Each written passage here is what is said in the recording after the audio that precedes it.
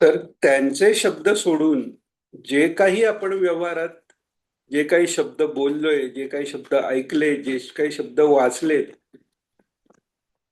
ते सगळे त्यांचे शब्द म्हणजे ह्या अवताराचे महाराजांच्या ह्या रूपाचेच फक्त असं नाही, तद्रूप झालेल्या सर्व संत महात्म्यांचे शब्द हे सोडून जे काही आपण ऐकलंय, वाचलंय, बोललंय, त्याचा तसा काहीच अर्थ नाही. निरर्थक आहे सगळं. कारण खरा अर्थ कशात आहे? खरा पुरुषार्थ कशात आहे? तर धर्म, अर्थ, काम, मोक्ष नंतरच्या भक्तीत खरा तो पुरुषार्थ आहे. त्यामुळे मोक्ष आणि भक्ती हे मिळवण्याचं साधनही तेच आहे. आणि ते साध्यही आहे. ईश्वराचे शब्द हे फक्त साधन नाहीये, ते साध्यही आहे. आपण जसं पाहिलं की योगसूत्र जे सांगितलेलं आहे की योगश चित्तवृत्ती निरोधा, चित्तवृत्तीचा निरोध हा योग सांगितलेला आहे. मग त्याचे उपाय सांगताना सर्वश्रेष्ठ उपाय काय सांगितलाय? का ईश्वर प्रणिधानात्वा, म्हणजे ईश्वराच्या प्रणिधानाने, ईश्वराच्या भक्तीने त्याची प्राप्ती, त्या चित्तवृत्तीचा निरोध होऊ शकतो आणि आत्मानंदाची प्राप्ती होऊ शकते. मग तर ईश्वर प्रणिधान करण्यासाठी काय? तर त्याचं साधन म्हणून तस्य वाचक प्रणवा म्हणून सांगितलेलं आहे. म्हणजे प्रणव जो आहे, अ, उ, म आणि अर्धमात्रांनी मिळून होणारा, तो त्याचा वाचक आहे. तशीच बाकीही नावं जी ईश्वराची आहेत ती त्याची वाचक आहेत. त्याच्याबरोबर ईश्वराचे स्वतःचे शब्द आहेत, तेही तद्रूपच आहेत. म्हणजे भगवंताचा शब्द आणि भगवान हे वेगळं नाही, जसं भगवंताचं नाव आणि भगवान वेगळं नाही. मग ते आनंद स्वरूप जे आहे ते नुसतं साधन नाहीये, साध्यही तेच आहे. आणि त्यामुळेच शुकाचार्य महाराजांसारखे जे जन्मताच विरक्त आहेत, जन्मल्याबरोबरच आधी तर जन्म घ्यायला तयार नाहीयेत ते, की बाहेर आलं तर मायेचा प्रभाव पडतो म्हणून गर्भातनं बाहेर यायला तयार नाहीयेत. मग भगवान त्यांची समजूत काढतात आणि ते जन्म घेतात. जन्म घेतल्यावर तरुण म्हणजे कुमार वयातच आहेत तसेच चालायला लागतात. वस्त्र नाही अंगावर, जन्मला जन्मला जसे तसेच चालायला लागतात. असं ज्यांचं वैराग्य आहे आणि सतत समाधी अवस्थेत बसलेले आहेत, त्यांनाही भागवतातले 4 श्लोक ऐकून हे काय आहे, काय आहे करत ते उठलेत. आणि एकदा जे उठलेत त्याच्यानंतर शुकाचार्य महाराजांचं असं सांगितलंय की गायीची धार काढायला जेवढा वेळ लागतो त्याच्यापेक्षा एक क्षणही जास्त ते कुठे थांबलेले नाहीये. याचाच अर्थ काय? त्याच्यानंतर ते कुठेही समाधी लावून बसलेले नाहीयेत. कारण भागवत सांगण्यातला जो आनंद आहे, भागवत ऐकण्यातला जो आनंद आहे, तो समाधीपेक्षा मोठा त्यांना आहे. हा त्या ज्ञानी महात्म्याचा अनुभव आहे. त्यामुळे तो सत्य आहे. आणि तिथपर्यंत जर पोचायचं असेल तर त्याच्यासाठी मार्गही तोच हाच आहे. महाराजांचे शब्द हाच मार्ग आहे. आणि पोचायचंही तिथेच, की महाराजांच्या शब्दापर्यंतच पोचायचं आहे. या दृष्टीने ह्या अवताराचं महत्व असं आहे महाराजांच्या, की इतकं सांगून ठेवलेलं आहे आणि इतक्या सोप्या शब्दात सांगून ठेवलेलं आहे की कोणत्याही ग्रंथाचा जरी अभ्यास करायचा असला तर महाराजांची प्रवचनं वाचल्यानंतर वेगळा अभ्यास करायची गरजच पडत नाही. कारण सगळंच सांगून ठेवलेलं आहे महाराजांनी. एक सूत्र म्हणतात ना की गणितात एक आहे की तुम्ही ती एक बुद्धी असते, म्हणजे गणित येण्याची किंवा टेक्नॉलॉजी, कॉम्प्युटर काही लोकांना शिकावं लागतच नाही, आपोआप येतच जातं. तर ती जी बुद्धी जी तयार होते किंवा ते बुद्धी प्रकाश आहे, तिथे आपण गणेशाचं उदाहरण पाहिलं, सवितृ देवताचं, तर तो ज्या शब्दांनी होतो तो बुद्धिप्रकाश पण त्यांनी होतो आणि त्याच्यापर्यंत पोचायला पण ते तत्व, म्हणजे सवितृ रूपाने बुद्धिप्रकाश होऊन जो मार्ग सुरू झाला तो शेवटी कुठे जाण्यासाठी आहे? तर भगवानांच्या रूपापर्यंत येण्यासाठी आहे. शेवटी भगवान शिवाच्या रूपाने, भगवान शिव हे मनुष्याला त्या मूळ हरिरूपापर्यंतच नेणारे आहेत. आणि हे सगळं शब्दांच्या माध्यमाने होते. तर या अवताराचं महत्व आहे की इतक्या सोप्या पद्धतीने सांगून ठेवलेलं आहे महाराजांनी, आणि आनंद आहे त्याच्यात. आज जरी अर्थ नाही कळला, कमी कळला, थोडा कळला, तरी मधुराधिपतेर अखिलम मधुरम हे जर कळलं असेल तर ते वाचण्यात नुसता आनंद आहे. आणि हा प्रयोगही करून पाहायला हरकत नाही. जरी काही कळलं नाही, वाचत जावं म्हणतात. महाराजांनी प्रवचनात सांगितलेलं आहे की एखादा जो ग्रंथ आहे त्याचा आपल्याला अभ्यास करायचा आहे, आणि गुरूंचं जर प्रत्यक्ष मार्गदर्शन नसेल तर तो ग्रंथ वाचत राहावा, वाचत राहावा. आणि तो वाचत गेल्याने त्याच्या अर्थाचं प्रकटीकरण आपोआप होतं. म्हणजे काय, ते गुरुच त्या बुद्धीला प्रेरणा देऊन तो योग्य तो अर्थ मनात प्रकट करतात. विचार करायची गरज पडत नाही. वाचे अर्थोन धावते म्हणून महाराजांनी सांगितले की ज्ञानेश्वर माऊलींचं किंवा ज्ञानी महात्म्यांचं, की ते जे बोलतात तोच अर्थ होतं, तेच खरं होतं, किंवा जे काही सत्य आहे तेच ते बोलतात. सत्य म्हणजे काय, जो तत्व आहे तेच ते सांगतात. त्यांचं प्रत्येक बोलणं, सहज बोलणे हा उपदेश, किंवा जे मोठे महाराज म्हणतात उपदेश ते न देती तरी ऐकाव्या त्या गोष्टी, ते एवढ्या करताच आहे की त्यांचं प्रत्येक अक्षर हे मंत्रमय आहे. आणि याकरताच गोडसे काकांनी हे सगळं लिहून ठेवलं, टेप केलं, आणि हा उपक्रम जो आपण सत्संगात महाराजांची प्रवचन वाचतो त्यातही त्यांचा उद्देश तोच आहे की हे अक्षर ब्रह्म आहे, बाकी संसारातल्या सगळ्या गोष्टी क्षर आहेत. बरेच जण म्हणतात ते प्रवचन वाचण्यापेक्षा मी नामस्मरण करतो, असे जे म्हणतात त्यांचं नामस्मरण 24 तास होत नाही. हे ओपनली चॅलेंज आहे. कोण सांगावं की ह्याच्यात प्रेम नाहीये पण माझं नामस्मरण 24 तास होतंय, शक्यच नाहीये. ज्यांचं नामस्मरण 24 तास होतंय त्या गोपी सगुण रूपाच्या इतक्या प्रेमात आहेत की त्यांना कशाचंही भान नाहीये. त्या श्रीकृष्णांची मुरली वाजायला लागल्यावर सांगतात, गोपीच्या निघाल्या, कोणी कमरेखालचं वस्त्र वर घातले, खाली वेगळं घातले, इतकं त्यांचं भानच नाहीये, देहाचं भान नाहीये. पाजताना मुलाला टाकलेले आणि तशाच निघालेत. म्हणजे ज्यांचं नामस्मरण, ज्यांचं स्मरण 24/7 आहे, अनन्य अप्रतिहत आहेत, त्यांचं प्रेम असं आहे की शब्द सोडून द्या, त्या नुसत्या मुरलीच्या नादानी त्या सगळं सोडून त्या भर काळोखात त्या निघालेल्या आहेत. तर हे मधुराधिपतेर अखिलम मधुरम याची जाणीव जर व्हायला लागली तर यात प्रेम वाढेल. बरं, मग हे प्रेम वाढेल, वाढण्यासाठी, ही जाणीव होण्यासाठी काय करायचं, तर हेच करायचं. नामस्मरण आहे आणि त्यांचे चरित्र आहे, ग्रंथ आहे, वेगवेगळ्या रूपाने सर्व संतांची जे चरित्र आहे त्यांनी केलेले ग्रंथ आहेत, याचं वाचन करावं म्हणून सांगितले. महाराजांनी प्रवचनात वेळोवेळी सांगितलेले. जर संस्कृत भाषेचा अभ्यास नसेल तर संतांनी प्राकृत भाषेत ग्रंथ केलेले आहेत. ज्ञानेश्वरी आहे, एकनाथी भागवत आहे, भावार्थ रामायण आहे, असं कित्येक वेळा महाराजांनी सांगितलेलं आहे. आणि हाच आपल्या वाचनाचा उद्देश आहे. तर महाराज सांगतायत इथे की हे तर याप्रमाणे क्रमाक्रमाने भवहरण करणारे शंकराचे स्वरूप आहे.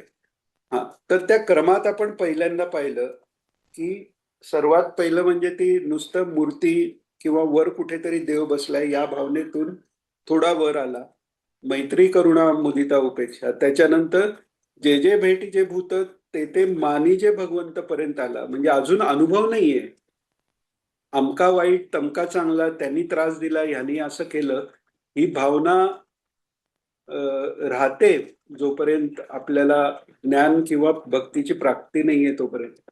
पण तिथे सर्वांना ईश्वर मानायचा प्रयत्न करायचा आहे. मानी जे भगवंत, तुम्हाला अनुभव तरी जरी तसा नाही आला तरी तो मानणं आवश्यक आहे. तर हे कसं शक्य आहे म्हणतील कोणीतरी, तर अनुभव नाहीये, समोरचा त्रास देतोय, ईश्वर कसं मानायचं? तर समजा काही दुखत असेल, तर ते दुखणं जावं म्हणून पेन किलरचं आपण इंजेक्शन घेतो. तर ते इंजेक्शन टोचताना त्या दुखण्यापेक्षाही जास्त टोचतं. ते घेतो की नाही? ते घेतो आपण की हे दुखतंय, पण हे दुःखाचा नाश करणार आहे. हा विचार जसा आपल्याला येतो, तसा हाही विचार यायला पाहिजे, की ती व्यक्ती त्रास देते किंवा नाही देते हे वरकरणी आहे. आज जे आहे ते आत्मतत्व आहे. सर्व ठिकाणी तोच महात्मा, जो राम दशरथ का बेटा, वही राम घट घट में लेटा, असा तो आहे. तर हे हा अभ्यास करायचा आहे. मग हा अभ्यास करून पुढे साधना गेली, ज्ञानाच्या एक एक भूमिका वर आल्या. 5व्या भूमिकेला ज्ञान झालं म्हणजे अहम ब्रह्मास्मी पर्यंत पोचला. त्याच्याही पुढे गेल्यावर सकलमिदम अहमच्या वासुदेव, म्हणजे इदम म्हणून जे जे दाखवलंय, जे अधिक क्षेत्र म्हणून जे माया म्हणून सोडून दिलेलं आहे, तर त्याचाही अंतर्भाव, हे अन्वय आणि व्यतिरेकाने ईश्वराला समजून घ्यावं म्हणून म्हणतात. व्यतिरेक म्हणजे काय? अमुक ईश्वर नाही, हे ईश्वर नाही, हे ईश्वर नाही. मग ते सच्चिदानंद हेच ते तत्व आहे. हे एकदा कळल्यावर मग तेच तत्व सगळ्यात, म्हणजे सगळ्याचा अंतर्भाव म्हणजे अन्वय केला. आणि मग सकलमिदम आणि अहम च वासुदेव. पण तिथेही हे सगळं विश्व आहे ही भावना राहिली आणि अहम राहिला. मग त्याच्या पुढे सर्व खलविदम ब्रह्म, किंवा त्याच्या पुढे वासुदेवच सर्वम पर्यंत तो महात्मा गेला. तर वासुदेवच सर्वम इति समहात्मा सुदुर्लभा म्हणून भगवान सांगतायत. तर ती सर्वात वरची अवस्था. तर हे जे सांगितलेलं आहे की क्रमाक्रमाने भवहरण करणारे शंकराचे रूप आहे, तर तो क्रम असा आहे. भवाचं जसं जसं हरण होत जातं, तसं तसं ह्या बुद्धीचा विकास होत होत जातो. आणि बुद्धीचा विकास शेवटी काय आहे? आता हे शरीर म्हणजे मी आहे, ह्यातनं जर बाहेर पडायचं, तर व्यापक ममता तिथे उपयोगी येते, की हे फक्त म्हणजे मी नाहीये, हे सगळंच माझीच किंवा त्या ईश्वराचीच ही सगळी रूप आणि आपणही त्याचंच रूप आहोत. त्यामुळे या ज्या लिमिटेड जो आकार आहे, त्याच्यातनं बाहेर पडायला या व्यापक ममतेचा उपयोग आहे. म्हणून व्यापक ममता असावी महाराज सांगतात. तर पुढे सांगतायत महाराज, तर याप्रमाणे क्रमाक्रमाने भवहरण करणारे शंकराचे स्वरूप आहे. स्वरूप असे आहे की ते सुखभासक आहे. त्या प्रत्येक लेवलला सुखाची वृद्धी होणार आहे. साधनाभ्यास करताना, बैठकीला बसल्यावर, शक्तिपाठ दीक्षा मार्गात बैठकीला बसल्यानंतर आनंद होतोय. आपल्या जर अन्नशुद्धी झाली, द्रव्यशुद्धी झाली, द्रव्यशुद्धी ही अन्नशुद्धीपेक्षाही महत्वाची सांगितलेली आहे. द्रव्यशुद्धी झाली, अन्नशुद्धी झाली, अन्नशुद्धी झाल्यानंतर मनाची शुद्धी झाली, की ती जशी होत जाईल तसे त्या साधनेत आनंदाचे उत्तरोत्तर लेव्हल होत जातात. जोपर्यंत आत्मानंद मिळत नाही तोपर्यंत हे साधनेतलाही आनंद हा कुठेतरी त्याच्यात सुखभासकत्व आहे. आणि जोपर्यंत ते भासकत्व आहे तोपर्यंत ते भगवान शंकर देत आहेत. आणि नंतर शेवटी ते भासकत्व पण काढून टाकून आत्मानंदापर्यंत त्याला पोचवत आहेत. आणि तो आत्मानंद, सच्चिदानंद हे स्वतः भगवान विष्णू आहेत. तर सुखभासक आहे. शंकरांचे स्वरूप असे आहे की ते सुखभासक आहे. ज्या सुखाकरता सर्व प्रयत्न चालला आहे, त्या सुखाचे स्वरूप कसं आहे? तर ते विनाशी आहे. आनंद वेगळा आणि सुख वेगळं. सुख हा आनंदाचा जे भास आहे त्याला सुख म्हटलेलं आहे, त्यामुळे ते विनाशी आहे. बैठकीतनं उठलो तर तो आनंद थोडा वेळ टिकतो आणि कमी होतो. म्हणजे बाकी आनंदापेक्षा बैठकीतला आनंद जास्त आहे, कारण तो आत्मानंदाकडे नेणार आहे आपल्याला. किंवा तिथे आत्मानंदाचा जास्त प्रकाश आहे. जसा जसा आत्मानंदाचा प्रकाश जास्त होईल तसं तसं ते सुखाचं आत्मानंदात परिवर्तन जसं जसं होत जाईल तसं तसं ते जास्त टिकणार आहे. तर सुखाचं स्वरूप कसं आहे तर ते विनाशी आहे. विवेकाने हे समजून घ्यायला पाहिजे. म्हणून भगवान शंकरांचे कार्य म्हणजे भवहरण करणे. सगळी सुख मुळात जाणारी आहेत. मग त्या सुखाची कार्यकारणे आणि सगळा एकंदर प्रपंच तसाच विनाशी आहे. सुख हे जाणारच आहे. म्हणजे मग त्यामुळे त्या सुखासाठी केलेले प्रयत्न, असं केल्याने सुख मिळेल, तसं केल्याने सुख मिळेल, हे सगळं शेवटी जाणार आहे, हे यात सांगितलेले आहे. आणि आता पुढे भगवान श्रीहरींचे वर्णन करतायत महाराज. हा, देरकर काका, तुम्हाला आता काय विचारायचं तर ते विचारा परत. सर्व भूत हे भगवंताचं रूप आहे हो असं तुम्ही सांगितलं. त्यानंतर सगळं ते एक्सप्लेन करा ना परत. हो की सॉरी, मागे जायला लागेल ना खूप. नाही नाही, हरकत नाही. हे आवश्यक आहे म्हणून तर आपण हे सगळं एकत्र चर्चा तेवढ्या करतात आहे. आणि हा. उजळणी तेवढी करू ती कमीच आहे. आणि विभूती म्हणून तुम्ही ते हे केलं. हो. हं. हा, विभूती आता आपण जे या रामनवमीच्या निमित्ताने आपण ते रामनाम नौका म्हणून महाराजांच्या प्रवचनातलं जे देतोय ना, त्यातही हाच विषय आलेला आहे. की महाराज सांगतात की तसं तर सर्वच ईश्वराचे अंश आहेत, नाही का. म्हणजे हो. सच्चिदानंदा एकोहम बहुश्याम त्यांनीच घेतलेली बहुरूप आहेत. म्हणजे तत्वज्ञानाच्या रूपाने सर्वच ईश्वराचीच रूप आहेत. पण विभूती या विशेष सांगितलेल्या आहेत. विभूती म्हणजे म्हणजे विशेष, भूती म्हणजे विशेष आविर्भाव जिथे ईश्वराचा आहे. म्हणजे ते आत्मतत्व, तो आनंद जिथे विशेष प्रकट आहे, त्यांना विभूती असं म्हटलेलं आहे. म्हणजे कसं अच्छा. की ईश्वराचे जे गुण आहेत, ते गुण जिथे दिसतात, सर्वव्यापी ईश्वर आहे. मग आकाश हे भगवंताची विभूती आहे. का विभूती आहे? कारण सर्वव्यापित्वाचा थोडा भाग आकाशात आपल्याला दिसून येतो. तो परमात्मा आकाशालाही व्यापणार आहे. आपण दिगंबराच्या दुसऱ्या अर्थात पाहिलेलं आहे की दिग्वत चांबरम एव व्यापक पूर्ण ब्रह्मेती. म्हणजे ते ब्रह्म व्यापक कसं आहे त्याला उपमा म्हणून आकाशाची देतो. कारण आकाशापेक्षा जास्त व्यापक आपल्या दृष्टीला किंवा आपल्या या मायेत आपण असल्याने, ते मन बुद्धी हे पण त्या मायेचा भाग असल्यामुळे त्याच्या पलीकडे आपल्याला व्यापकत्व कळत नाही. पण त्यात सर्वात जास्त व्यापक आकाश आहे, म्हणजे ती विभूती झाली. तर विशेष ईश्वराचा प्रकाश जिथे आहे ती विभूती झाली. म्हणजे सामान्य जीव, त्याच्यातही स्थावर जीव जे आहेत, म्हणजे दगड आहे किंवा त्याच्यापेक्षा थोडं वर आलं की वनस्पती आहेत, झाडं आहेत, त्याच्यापेक्षा वर म्हणजे प्राणी आहेत.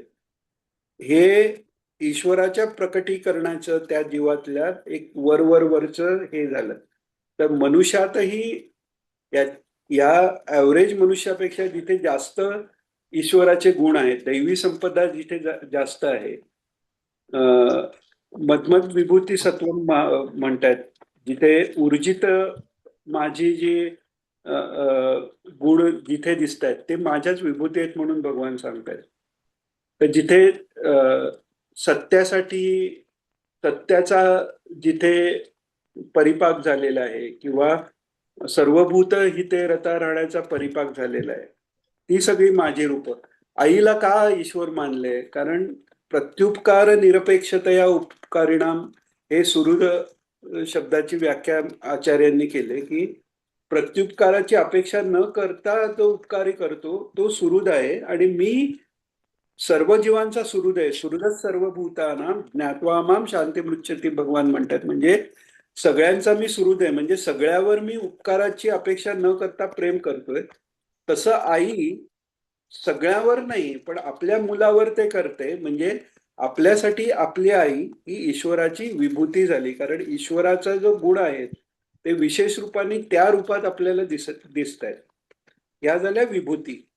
आणि त्याच्यापेक्षाही ओके. जास्त प्रकाश असेल की मग ते सत्पुरुष, अंश ईश्वराचे, अंशावतार, कलावतार, पूर्णावतार, अशा त्या जितकं ते ऊर्जित जास्त होईल त्याप्रमाणे त्याला त्याला संज्ञा दिली गेलेली. तर ओके. विभूती म्हणजे काय ओके. लक्षात ओके. आलं? मग ते विभूती हो योगात हो, आलं आलं. म्हणजे शस्त्रधारी जे आहे त्याच्यात राम ही माझी विभूती आहे. पांडवांमध्ये अर्जुन ही माझी विभूती आहे. हा प्रिया हा, बरोबर. ही गुण हे माझी विभूती आहे. हे सगळं त्यांनी सांगितलं. ओके. अजून काही त्यातलं कळलं नसेल तर विचारा. हो, नक्की नक्की विचार. हा, म्हणजे आलं ना सगळं, का अजून काही राहिलंय? हो, आलं आलं, नाही नाही, आलं लक्षात. तर आता महाराज सांगतायत, आता भगवान हरींचे वर्णन करतायत महाराज. मानस सुख दुःखानां हारकमज रूपम हरिरीती वेदो यवत सच्चित सुख रूपम, असा शेवटचा उपसंहार आहे. तर हरिस्वरूपाचे वर्णन करीत असताना हारक असेच केलेले आहे. भवहारक असे शंकरांचे स्वरूप आहे. भास्य, भासक, भाव विवेकद्वारा प्रकट होऊन ती विवेक वृत्ती बुद्धिप्रेरक सविता रूपाने दृढ करून त्या वैराग्य भूमिका क्रमाने प्रदान करून संपूर्ण भवहरण करणे हे कार्य शंकरांचे आहे. म्हणजे आता इथे रेफरन्स काय दिलाय भगवंतांनी? एका रूपापासून उत्तरोत्तर जी रूप सांगितलेली आहेत त्याच्यात पूर्वरूपाचा अंतर्भाव आहे. म्हणजे सवितृ रूपाने पूर्ण हरिस्वरूप डिफाईन होऊ शकत नाही, पण हरिस्वरूपात सवितृ स्वरूप आलं. तर पहिल्यांदा महाराज काय सांगतायत की भवहारक जे शंकर आहेत त्यांच्या रूपात सवितृ रूपही आलं, गणेश रूपही आलं आणि देवी रूपही आलं. महाराजांनी सांगितलेलं की अर्धनारी नटेश्वर ते आहेत, म्हणजे त्यांच्या स्वरूपातच शरीराच्या अर्धभागात पत्नी असताना सुद्धा मनात काहीही विकार नाहीये, असे ते वैराग्यवान शंकर आहेत असं सांगितले. तर त्या ही जशी शंकरांची रूप आहेत तसं शंकर हे भगवंतांचं रूप आहे. म्हणजे त्या रूपात सगळ्या बाकी चारी रूपाचा अंतर्भाव झाला, याच्याकरता हे सांगतायत. आणि आपल्याला ते परत लक्षात यायला की बुद्धी विकास जसा होतो तसा ईश्वर कोणत्या कोणत्या रूपाने आपल्याला सहाय्य करतोय हेही महाराजांना यातनं दाखवून द्यायचंय की पहिल्यांदा विवेक जो निर्माण झाला, म्हणजे बुद्धी प्रकाश. विवेक काय आहे तर मोठ्या महाराजांचं एक पद आहे की दत्ता मजला प्रसन्न होसी जरी तू वरदेसी तरी मी आनन मागे तुझसी निर्धारुनी मानसी. तर त्याचं शेवटचं कडवं असं आहे की विवेक आणि सत्संगती हे नेत्रद्वयबा आहे. वासुदेवा निर्मल गेहे जेणे तत्त्वपदी राहे. तर विवेक आणि सत्संगती यांना नेत्र मानलेले, दोन नेत्र. म्हणजे तर ती दृष्टी आहे, ती दृष्टी ही सविता रूपानी आहे. प्रकाश जर नसेल तर ती दृष्टी कार्य करू शकत नाही. तर त्यामुळे बुद्धिप्रकाश हा विवेकाच्या जागृतीसाठी, म्हणजे दिसण्यासाठी हा आवश्यक आहे. तो सवितृ रूपाने केला. आणि त्याच्यानंतर वैराग्य आहे. हे सगळं म्हणजे गणेश रूपाने बुद्धी इकडे तिकडे जाण्याची थांबली. मग देवी रूपाने शुद्ध बुद्धितत्व, शुद्ध बुद्धी रूपाने ती देवीची कृपा झाली. आणि मग सुखदाता जे शंकर आहेत तेच मुक्तिदाता झालेले आहेत, याचा रेफरन्स देत आहेत. तर ती विवेकवृत्ती बुद्धी प्रेरक सविता रूपाने दृढ करून त्या वैराग्य भूमिका क्रमाने प्रदान करून संपूर्ण भवहरण करणे हे जसे कार्य शंकरांचं आहे, त्याप्रमाणे हरींचे कार्य दाखवताना सुद्धा म्हटले आहे, मानस सुख दुःखानाम हारक हरी रूपम, म्हणजे हारक हरी म्हणजे मनाची सुख दुःख आहे त्याचं हरण करणारे हरी आहेत. आता ही इथपर्यंत आपण मागच्या वेळी पाहिलेलं की हर रूपाने ते दुःख हरण करतायत आणि हरिरूपाला पण दुःख हरण करतात आलंय. हे कसं काय, अजून थोडस सांगू. महाराजांनी ते पुढे पण तेच सांगितलंय आणि मग ते कसं काय ते आपण बघू वेळ राहिला तर. पण मागच्या वेळी हा भाग थोडासा कळायला कठीण झालेला म्हणून आपण हा आज थोडासा परत घेतला.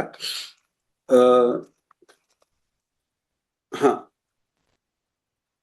त्याप्रमाणे हरीचं कार्य दाखवताना सुद्धा म्हटले आहे, मानस सुखदुःखानां हारक हरिही. सुखदुःख वगैरे सगळ्या ज्या मनोवृत्ती आहेत त्या सगळ्याही मनोवृत्तींचं हरण करणारी हरी देवता आहे. हरीर हरती पापानी हरतीच हरा हरतीच हरी, म्हणजे हरी हे पापाचं हरण करतात आणि हरही तेच करतायत. म्हणजे हरही हरण करतायत आणि हरीही हरण करतायत. मग या दोघात फरक काय, तर पुढेही महाराज सांगतायत, हरतीच हरा हरतीच हरीही दोन्ही व्युत्पत्ती एक आहेत. सर्व पातकांचा नाश करणारी ही हरी ही शक्ती आहे, ते ईश्वराचे कार्य आहे. मानस सुख दुःखांचं हरण करणारी हरी शक्ती आहे. म्हणजे इथे सूक्ष्म एक फरक काय आहे की बाह्य जी दुःखाची परिस्थिती आहे त्याचंही हरण करणारे आहेत ते भगवान शंकर आहेत, सुख देणारे आहेत. त्यामुळेच आशुतोष त्यांना म्हणतात. त्यामुळेच हे सगळे राक्षस शंकरांची का हे करतात, भक्ती जास्त, कारण बाह्य दुःखच बाजूला केली. आणि हरी काय करताय की ते दुःखांची जाणीवच बाजूला करतायत. म्हणजे दुःख होतच नाही, बाहेर दुःख असो सुख असतो त्याचा परिणामच काही नाहीये, हे हरींचं कार्य आहे. अशा दृष्टीने दोन्ही याचा परिणाम काय, दुःख न होणं. त्यामुळे शंकर रूपाने बाह्य दुःख घालवणारे ते जसे आहे, तसं ती मनच जर गेलं, मनाला होणारं दुःख घालवणारे शंकर आहेत. पण हरी जे आहेत ते मनच घालवणार आहेत. मागच्या वेळी पण आपण एक ते उदाहरण बघितलं सूरदासांचं, की ह्या भगवान श्रीकृष्णांना चोरी करायची सवयच आहे म्हणे, की दासोहम दासोहम मी म्हणत होतो तर त्या दाची चोरी करू त्यांनी कधी केली मला कळलंच नाही. म्हणजेच काय, दास्य भक्ती करता करता तो दासभाव गेला आणि एकत्व प्राप्त झालं, सोहम सोहम पर्यंत ते पोचलेले आहेत. तर हे हरी करतायत की मनच घालवलं, मग होणार कुठे सुखदुःख, कुठे होतात. अलर्क राजाला जेव्हा दुःख झालं आणि वनात तो निघून गेला, राज्य सुबाहूनी घेतलं, दत्त महात्म्यातली कथा आलेली आहे. तर भगवान दत्तात्रय त्यांना भेटल्यावर तो म्हणतो, त्यांना जेव्हा विचारतो की सुखप्राप्तीची कोणतीही साधनं आपल्याकडे नाहीये, तरी आपण सुखी कसे, आणि मला हे दुःख झालेलं आहे. तेव्हा ते भगवान विचारतात त्यांना की दुःख झाले ते कुठे, ते नक्की सांग, तिकडे दागण्या देऊ. मग तो मदालसेचाच पुत्र आहे, ज्ञानी मातेचं दुग्ध प्यायलेला आहे तो, त्यामुळे तो विचार त्याला ती ज्ञानी मातेच्या रूपाने जे भगवतीच स्वरूप आहे तीच माता झालेली आहे त्यांची. त्याच्यामुळे सवितृ देवतेची कृपा, त्या शुद्ध बुद्धीची कृपा असल्यामुळे पटापट त्याचा तो विचार झाला की हे देहाचं दुःख पण ते होते कुठे, मनाला, म्हणजे हे मन हे दुःखाचं कारण आहे, असा तो पटकन तिथपर्यंत जसा पोचला. तर तसं ते मूळ सगळं जे सुख दुःखचं जे आहे ते मनात आहे, म्हणून मनोनाश झाला पाहिजे म्हणून महाराजांनी सांगितलेलं आहे. समाधी लाभ झाल्यावरही व्युत्थान होतं, म्हणून वेगळा वासनाक्षयाचा अभ्यास करावा लागतो, हे महाराजांनी सांगितले. म्हणजे आत्मा प्राप्ती नंतरही जो अभ्यास आहे ते अभ्यास करून, म्हणजे ते जे फळ आहे मुक्तीच्याही पुढचं ते भगवान देत आहेत. आणि पराभक्ती देणारे फक्त भगवान श्रीहरी आहे. तर सर्वही पातकांचा नाश करणारी हरी शक्ती आहे, ते ईश्वराचे कार्य आहे. मानस सुखदुःखांचं हरण करणारी हरी शक्ती आहे. म्हणजे हरिस्वरूप परमात्मा मानस सुखदुःखांचं हरण करीत असतो.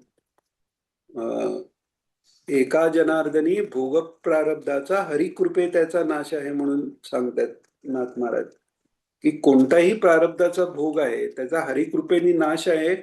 म्हणजे कसा काय, ते दुःख वाटतच नाही, मनापर्यंत जातच नाही, कारण मन हरिचिंतनी लागलेलं आहे.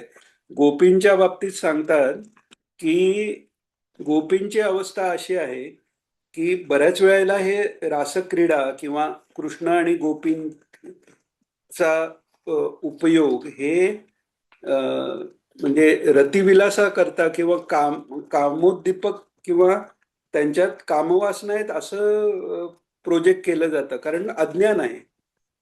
पण खरी गोष्ट अशी आहे की गोपींबद्दल सांगतात की त्यांचं मन राहिलंच नाहीये, त्या मनाची जागाच श्रीकृष्णाने घेतलेली आहे. आणि जेव्हा त्यांना काम बाधा करायला त्यांच्या जवळ येऊ शकत नाही. का येऊ शकत नाही? कारण कामदेव पाहतो की यांचं चित्त नाहीये तिथे, आपले वडीलच बसलेले आहेत. प्रद्युम्न हा कामदेव आहेत ना, त्यांचा कामदेव हा जन्म संपलेलाच नाहीये. त्यांचं कार्तिकेयच्या जन्माच्या वेळी भस्म झालं शरीर, पण सूक्ष्म शरीर तसंच राहिलेलं आहे. त्यामुळे कामदेव असतानाच ते प्रद्युम्न झालेले आहेत. त्यामुळे आपलेच वडील जिथे बसले तिथे कुठे हे शिरकाव करणार. त्यामुळे कामाची मजालच नाहीये, त्याची ती तेवढी शक्तीच नाही की त्यांच्या आसपास फिरावं. कारण साक्षात त्यांचे म्हणजे त्यांचा नियामक भगवान ह्या रूपानेही भगवान श्रीकृष्ण आहेत आणि वडीलही आहेत. त्यामुळे तिथे काम पोचू शकत नाही, अशी ती अवस्था आहे. तर त्या दृष्टीने गोपीगीत किंवा रासक्रीडेचा अभ्यास त्या दृष्टीने जर झाला तर ते रास पंचाध्यायाचे जे फल सांगतायत ते तशा दृष्टीने जर अभ्यास झाला तर रासक्रीडेचं वर्णन ऐकण्याचं फल पूर्ण काम निवृत्ती हे आहे. त्यामुळे रासक्रीडा हे कृष्णांनी इतक्या बायका केल्या किंवा इतक्या गोपींबरोबर तो राहिला, हे राहिला म्हणजे त्याच्यात कामाचा संबंधच नाहीये. ते स्वतः जसे परमेश्वर आहेत तसे त्या गोपी, त्यांचं मनच जिथे राहिलेलं नाहीये तिथे विकार कुठे उत्पन्न होणार. तर असे ते मनाची वृत्ती आहे. तर इथे ते सांगतायत महाराज की हरिस्वरूप परमात्मा मानस सुखदुःखांचं हरण करत असतो. मनाची वृत्ती त्या सुखदुःखाकडेच लागली व त्यांच्या अनुसंधानामुळे जास्तीत जास्ती वाढली तर सुखापेक्षा दुःखवृत्तीच उत्पन्न होत आहेत. आता हे कसं काय, म्हणजे दुःखामुळे दुःखवृत्ती उत्पन्न होतात हे आपण समजू शकतो, पण सुखामुळे दुःखवृत्ती उत्पन्न होतात हे कसं काय? तर कसं आहे की सुख झालं, आता एखादं सुख एखाद्या माणसाला मिळतंय, कोणतंही सुख हे कायमचं नाही. आपण मगाशी पाहिलं, ज्याची सुरुवात आहे त्याला शेवट आहे या जगामध्ये, मायेच्या राज्यात. तर त्यामुळे जितकं मोठं सुख तितकं ते संपल्यानंतर त्याचं दुःख मोठं. आधी आपल्याला एखादं सुख मिळतंय आणि ते आता मिळत नाहीये अशी जर परिस्थिती असेल तर त्या सुखाचा विचार करून काय होतंय, दुःखच होतंय. बरं, मग दुःखाचा विचार करून सुख होतंय का? पूर्वी दुःख झालं आता राहिलं नाहीये, तर त्यामुळे दुःख संपल्यानंतर ते सुख स्वरूप वाटतंय का? तर तसंही नाही. आमका मला 15 वर्षापूर्वी असं बोलला, तमकी तशी बोलली, त्यांनी माझ्यावर अशा अन्याय केला, याच्यामुळे मला ते जमलं नाही, हे सगळं जे आपण म्हणत राहतो त्यांनी, त्या दुःखानेही दुःख आहे आणि सुखानेही दुःख आहे. आणि प्रत्येक गोष्टीत आपण जेव्हा जितकं दुसऱ्याला जबाबदार धरतो तितकं आपण अडकत जातो. आपलं सुख जे आहे, आपला आनंद आत्मानंद म्हणतायत, मग तो आत्मानंद आत्मपदार्थाशिवाय दुसऱ्यावर डिपेंड असेलच कसा? तर त्यामुळे त्याकरता आपल्या भागवतात भिक्षुगीत फार महत्वाचं आहे. भिक्षुगीताचा अभ्यास करणं महत्वाचं आहे, की तिथे तो भिक्षू म्हणतो, माझं जे हे घर जळलं किंवा काय झालं आणि लोक जे त्रास देत आहेत, हे सगळं माझ्या प्रारब्धानी आहे. कोणीही कोणाला त्रास देऊ शकत नाही. जे काही आहे ते कर्माचा विपाक आहे, असं ती वृत्ती आहे. तर हे जे सुखदुःख आहे, हे सुख जरी असलं तरी ते दुःख पर्यवसायी आहे, कारण टिकणारं नाही ना. महाराजांनी सांगितलेलंच आहे की टिकणारं नाहीये हे कळलं तर महाराजांनी एका प्रवचनात सांगितलंय, एखादं पंचपक्वान्न आहे आणि त्यात पाल पडलेली आहे, खायची इच्छा होईल का? तर नाही होणार आहे. कितीही पंचपक्वान्न जरी असलं, उत्तम अन्न, ते सतत ठेवलं, तसंच ठेवलं, तर त्याचं काय होतंय? कुजतं ते. ज्या स्त्री शरीराबरोबर किंवा त्या स्त्रीला पुरुष शरीराबद्दल जे आकर्षण पाहतं, त्या शरीराचं शेवटी काय होतं? ते जर अग्नी नाही दिला तर तेही कुजूनच जाणार आहे शेवटी. मेल्यानंतर कुजून जाणारे जाऊन दे, जगतानाही आपल्या अंगातल्या ज्या पेशी आहेत त्या काही एका आठवड्यात म्हणा किंवा काही याच्यात त्या पेशी मरत असतात, नव्या पेशी जन्म घेत असतात. म्हणजे हे सगळं जे आहे ते नाश होणारच आहे. त्यामुळे त्यातनं सुख नाही, दुःखच मिळणार. आणि गीतेत हेही सांगितलेलं आहे, सत्वगुणांनी उद्धार होतोय, रजोगुणांनी केवळ दुःख मिळतंय आणि तमोगुणांनी अज्ञान आणि आळस म्हणजे मूढता, अज्ञान आणि मूढता निर्माण होते. म्हणजे जो जो प्रयत्न म्हणून केला जातोय तो ईश्वराला प्राप्त करण्याशिवायचा जो प्रयत्न आहे तो केवळ दुःखातच आपला जातो, दुःखातच परिवर्तित होतो. मिळालेलं सुखही दुःख स्वरूप होतंय. या दृष्टीने महाराज सांगतायत की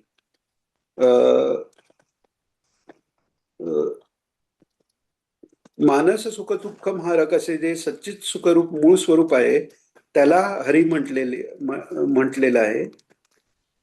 हा सॉरी, आधीच वाचवत ना. मनाची वृत्ती त्या सुखदुःखाकडेच लागली व त्यांच्या अनुसंधानामुळे जास्तीत जास्ती सुखापेक्षा दुःखवृत्तीच उत्पन्न होत आहेत. सुखाचा विचार करत एखाद्याचा मृत्यू पैशाचा विचार करत जर आला तर त्याला सापाचं ते धनाचं राखण करणाऱ्या सापाचा जन्म येतो. म्हणजे काय झालं, त्या सुखाचा विचार दुःख पर्यवसायीच झाला. तर मनाची वृत्ती त्या सुखदुःखाकडेच लागली व त्याच्या अनुसंधानामुळे जास्तीत जास्ती सुखापेक्षा दुःखवृत्तीच उत्पन्न होत आहेत. मानस सुख दुःखाना हारक असे सच्चित सुख स्वरूप मूळ स्वरूप आहे. म्हणजे मूळ स्वरूप आहे तिथे दुःखाचा लेश नाही, कारण तिथे परिवर्तन नाहीये. 2च मिनिटं राहिलेली आहेत आता. तर आज आपण थांबूया इथे. कोणाला काही विचारायचंय किंवा काही यातलं समजलं नसेल, 2 मिनिटात सांगून नाही होणार, पण निदान काहीतरी त्याची सुरुवात करता येईल आपल्याला, किंवा पुढच्या वेळी सांगताना तो जरा जास्त विचार करता येईल. काही विचारायचं आहे कोणाला? नाही बरं. नाही नाही. Yes. बरं, यातलं परत काही पुढच्या वेळी घ्यायचं असेल तर तसंही सांगा, कारण हे फार महत्वाचं प्रवचन आहे आणि सर्वात कळायला कठीण आतापर्यंत जे अवेलेबल आहेत प्रवचनात ना, हा सर्वात कठीण विषय असा आहे. त्यामुळे काही म्हणजे परत सांगायला लागतंय वगैरे असा विचार करू नका. आपल्या सगळ्यांनाच हे परत परत जोपर्यंत मुक्ती मिळाली नाही तोपर्यंत हे परत परत विचार. हो हो, बरोबर बरोबर. सुरते काका विचारा ना, तुम्हाला हात हँड्सअप केला ना. हा, आता आपण पूर्ण करताना आपण जे म्हणालात हा. की मी पैशाचा विचार केला, हो तर माझं ते सुखाचा आनंद घेताना माझं रूप मला कुठलं मिळतो, बोलून मिळू शकतो सापाचा. म्हणजे हे जे रूप आपल्याला समजून घ्यायचं आहे, हो म्हणजे सुखातच कसं, सुखाच्याच मागे कसं जायचं, हो दुःखाला बाजूला करून म्हणजे आत्मसुखाकडे कसं वळायचं हे जरा पुढच्या वेळेला हो